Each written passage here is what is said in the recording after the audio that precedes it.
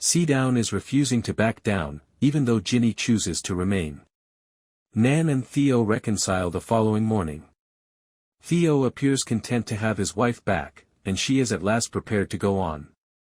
When Seadown arrives the following morning, Theo apologizes to him for punching him the night before because his mood has significantly improved.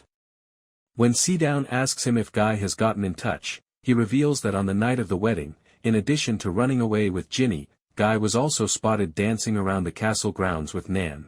Theo seems stunned upon realizing the significance of Guy's overnight visit that he is so hurt by this information that he doesn't even hesitate to rush to his wife as she is saying goodbye to the guests and question her about what actually transpired between her and Guy. During the Tintagel dinner, Nan takes advantage of the opportunity to discuss Hector's proposed measure while also drawing attention to women's rights and the mistreatment of women in their own homes due to their status as their husband's property. She is essentially telling Seadown that she will do whatever it takes to defend Jinny. Theo backs up what she says, but she pursues him as he leaves.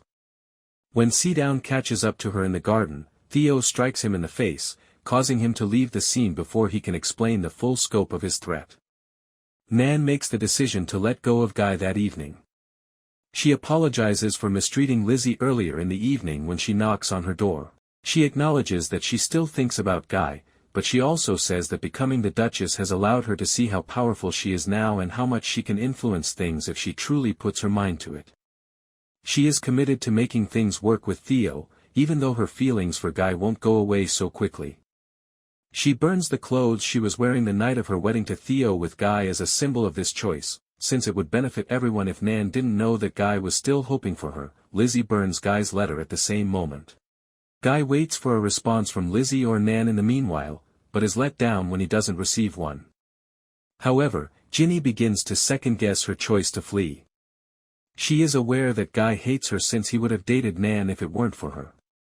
She believes that her child also resents her, but more than anything, she presents herself since she believed she could live this way, but she is obviously unable to.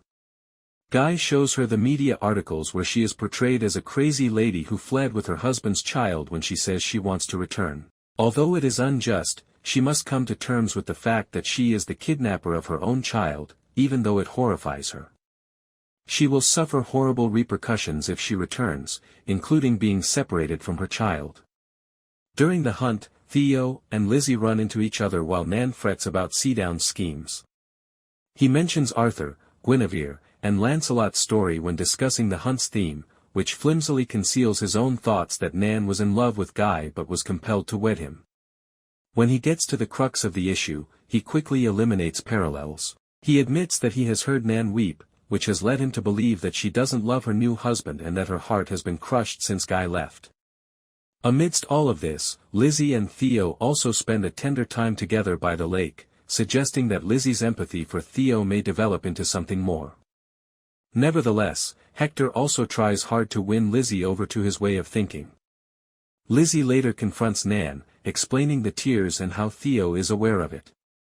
Nan is enraged by this, though, and tells Lizzie not to interfere with her marriage. With the intention of finding Cora a spouse as quickly as possible, Conchita gets her ready for her first introduction to British society.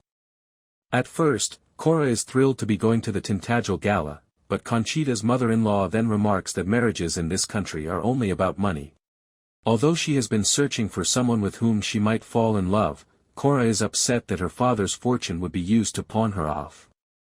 This makes her hostile as she undermines her own opportunities, which confuses Conchita, who questions what has caused the young girl to have such a rapid change of heart.